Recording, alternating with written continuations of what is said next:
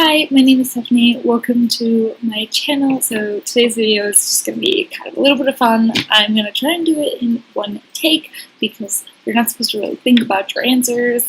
They're supposed to be off the cuff. This is the rapid fire book tag, originally done by, at least the ones I'm doing, by Girl Reading. So let's just get into it because it's not supposed to be that long.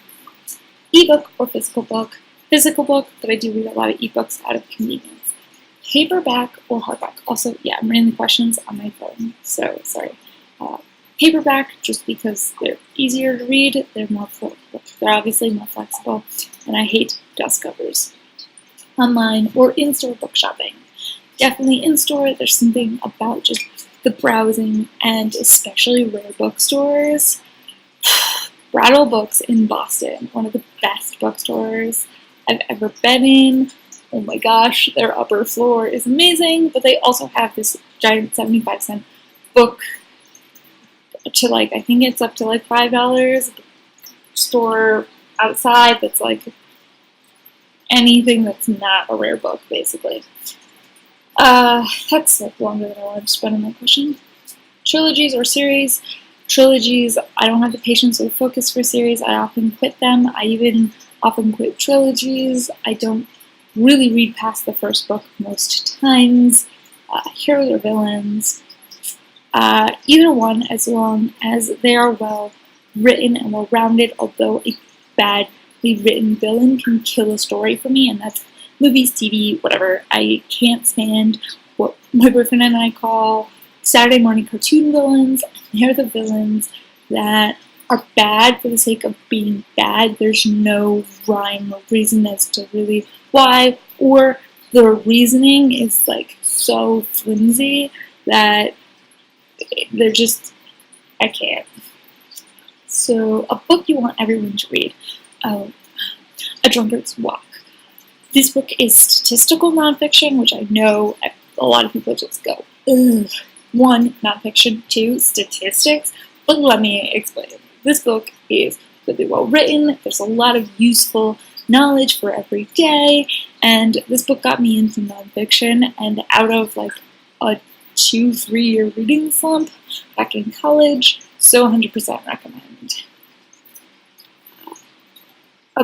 Recommend an underrated book? Oh god. I don't even know, so I'm gonna kind of skip this one because apparently I'm bad at this off-the-cuff thing. The last book you finished, Girl on the Train. It was okay, it was enjoyable, but there were definitely some flaws in it. So probably 3 stars. I didn't hate it, I didn't love it.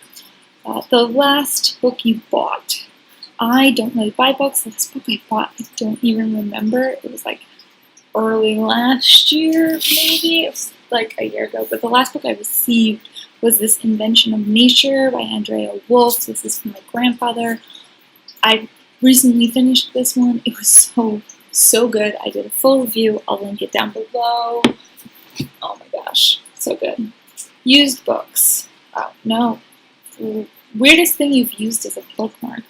I don't even know. I do know that currently I'm using my sister's event postcard. She works as an event coordinator for her public library, and that's what I'm using as a bookmark currently. A lot of times I just don't even use a bookmark because I'll just flip through until I find the page that I'm on. Used books, yes or no? Absolutely love them, hands down my favorite. I actually don't really buy, when I do buy books, they're never new. Top 3 favorite genres. Statistical nonfiction, science nonfiction, and science fiction. Love those 3. Basically, if it has anything to do with math or science, fiction or nonfiction, I will read it. Borrow or buy. Currently borrow. I don't have the space or money to be buying books at the moment. Characters or plot. Characters, as I mentioned with heroes and villains, a poorly written character can kill a story for me. If I'm not into them or whatever, I will put it down and DNF it. long or short books. Either one, I do tend to find some books that are long tend to be a bit repetitive or are just filled with so much fluff that they could have been shorter.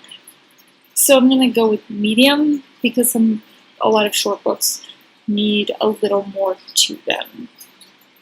Long or short chapters, I really like when it's broken down into like category, like have long sections, because stay with me for a moment. In nonfiction, you have subtopics under the main arching topic of the book, and I really like when the subtopics are then broken down by argument within that section. So short sections in a long chapter. Name the first 2 books you can think of. Invention of Nature, because it's sitting right here. Voyage of the Beagle, because it's also sitting right there. That's my current read. And The Game by Terry Schott, because I'm thinking about reading it again and actually moving forward in that series. Something that never happens. Books that make you laugh or cry, and you laugh. Although I do really like a fiction book that can send me on an emotional roller coaster. If you can make me feel something in the book, that's a job well done, because most of the time I don't. Our world, a fictional world, I really like books that put a twist on our world.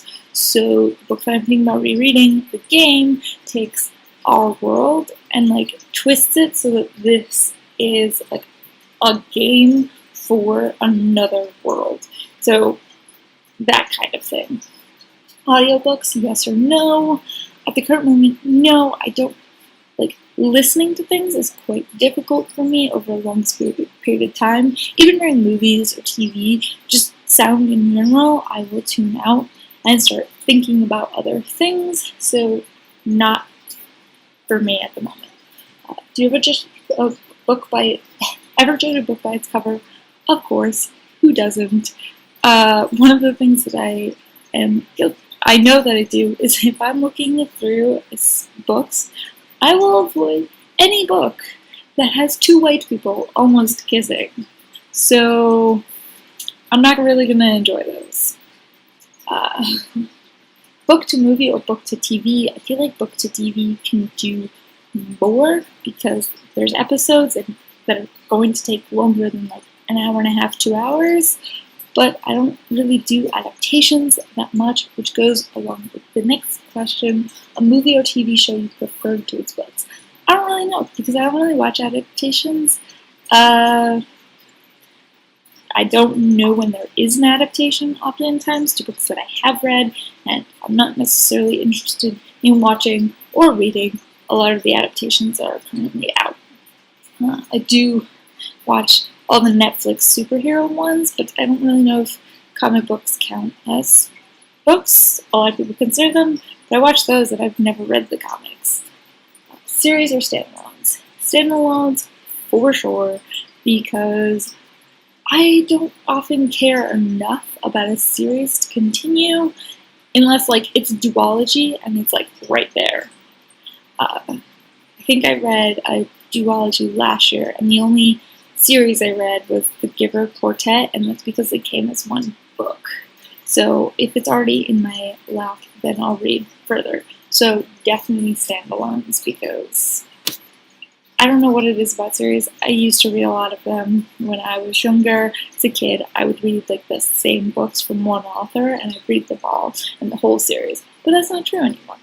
But I did. That is all of them. Keep it under 10 minutes. I will put links down below. If you want to answer any of the questions, then answer them in the comments for me and share your opinions, whether they're the same or different. Thank you for watching, and I'll see you in my next video. Bye.